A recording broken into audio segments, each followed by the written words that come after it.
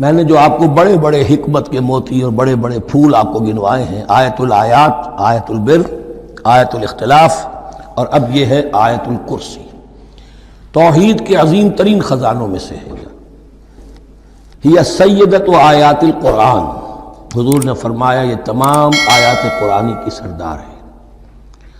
جس طریقے سے آیت بر اور سورۃ العصر میں ایک نسبت ہے کہ ہدایت اور نجات کی شرائط ساری کی ساری ایک چھوٹی سی صورت میں اللہ نے جمع کر دی، والعصر ان الانسان لفی خسر الا الذین آمنوا وعملوا الصالحات وتواصوا بالحق وتواصوا بالصبر، لیکن اس کی تفصیل ایک آیت میں آئی، وہ آیت البر ہے۔ چنانچہ جو منتخب نصاب ہم نے مرتب کیا ہے دعوت قرآن کے لیے، میں پہلا درس سورۃ العصر کا ہے اور دوسرا درس آیت البر کا ہے۔ جو نسبت سورۃ العصر میں ہے کہ وہ سورت ہے، یہ آیت ہے، لیکن اس آیت میں کئی صورتیں نکل سکتی ہیں حجم کے اعتبار سے سورۃ العصر کے برابر۔ یہی نسبت ہے سورہ اخلاص میں، 4 آیتیں، توحید کا عظیم ترین خزانہ، اور یہ آیت الکرسی، یہ آیت ہے۔ سورہ اخلاص اس میں 4 بن جائیں گی حجم کے اعتبار سے، لیکن اسے حضور نے ثلث قرآن قرار دیا ہے۔ توحید کے موضوع پر جامع ترین سورۃ الاخلاص، لیکن توحید اور خاص طور پر توحید فی الصفات کے موضوع پر عظیم ترین آیت یہ آیت الکرسی ہے۔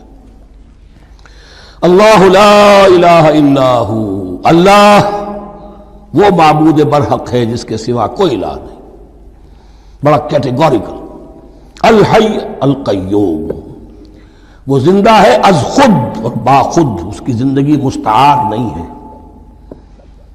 وہ جو کہا ہے کہ مانگ کے لائے تھے 4 دن، 2 آرزو میں کٹ گئے 2 انتظار میں، عمر دراز مانگ کے لائے تھے۔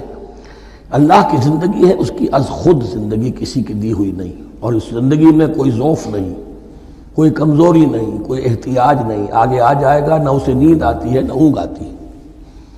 قیوم، خود اپنی جگہ وہ زندہ جاوید ہستی ہے، اور باقی ہر شے کا وجود اس کے حکم سے قائم ہے، کوئی شے قائم نہیں ہے بغیر اس کے اذن کے۔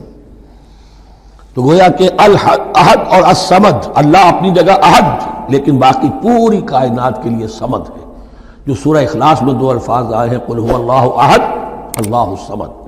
اللہ حی ہے اور قیوم ہے، لا تاخذہ سنۃ ولا نوم، اس پر غالب نہیں ہو سکتی نہ نیند نہ اونگ۔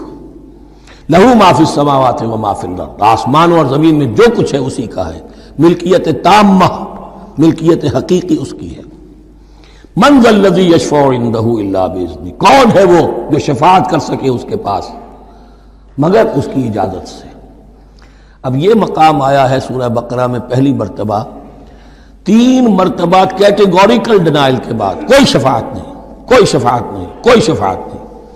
یہاں بھی جو انداز ہے بہت ہی جلالی انداز ہے۔ منظر نظی، کس کی یہ حیثیت ہے، کس کا یہ مقام ہے، کس کو یہ زور حاصل ہے کہ وہ اپنے اختیار کے بل پر، جو اپنی حیثیت کی بنیاد پر شفاعت کر سکے؟ ہاں، جس کے لیے اللہ اجازت دے دے۔ استثناء کے ساتھ شفاعت کا یہاں پر پہلی مرتبہ آیا، ورنہ سورہ بقرہ کے 6 رکوع کی دوسری آیت، واتقوا یوما لا تجزی نفس عن نفس شیئا ولا یقبل منها شفاعة ولا یؤخذ منها عدل ولا هم ينصرون۔ 15ویں رکوع کی دوسری آیت، واتقوا یوما لا تجزی نفس عن نفس شیئا ولا یقبل منها عدل ولا تنفعها شفاعة ولا هم ينصرون۔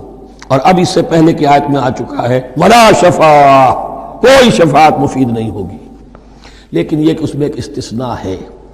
اب یہ ذرا باریک مسئلہ ہے کہ شفاعت حقہ کیا ہے، شفاعت باطلہ کیا ہے، تو دورہ ترجمہ قرآن میں اتنی تفاصیل کے ساتھ بحث نہیں کی جا سکتی، وہ ایک علیحدہ موضوع ہے۔ حال ہی میں نے اس پر اپنے درس ریکارڈ کرا دیے ہیں۔ یعلم ما بین ایدیہم وما خلفہم، وہ جانتا ہے جو کچھ ان کے سامنے اور جو اس کو پیچھے ہے۔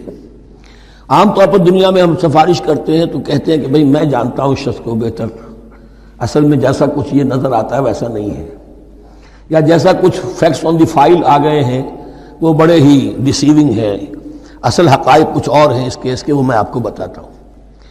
یہ بات اللہ کے سامنے کون کہہ سکتا ہے، جبکہ اللہ تو جانتا ہے جو کچھ ان کے سامنے اور جو کچھ ان کے پیچھے ہے، اور ان کا حال یہ وَلَا يُحِيطُونَ بِشَيْءٍ مِّنْ عِلْمِهِ إِلَّا بِمَا شَاءَ، اور وہ احاطہ کر ہی نہیں سکتے اللہ کے علم سے کسی شے کا سوائے اس کے جو اللہ چاہے۔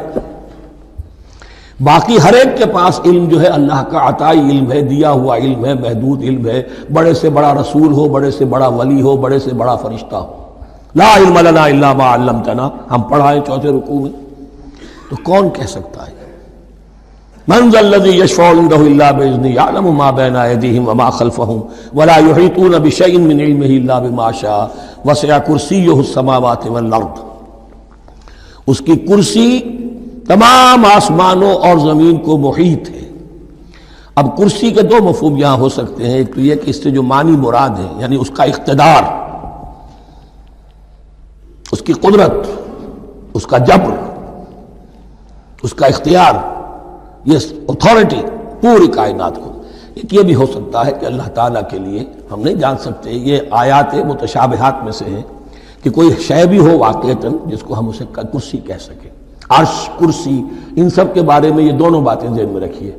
یہ بھی ہو سکتا ہے کہ ان کی کوئی مجسم حقیقت ہو جو ہمارے ذہن سے، ہمارے تخیل سے ماورا ہے، اور یہ بھی ہو سکتا ہے اس سے استعارہ مراد ہو۔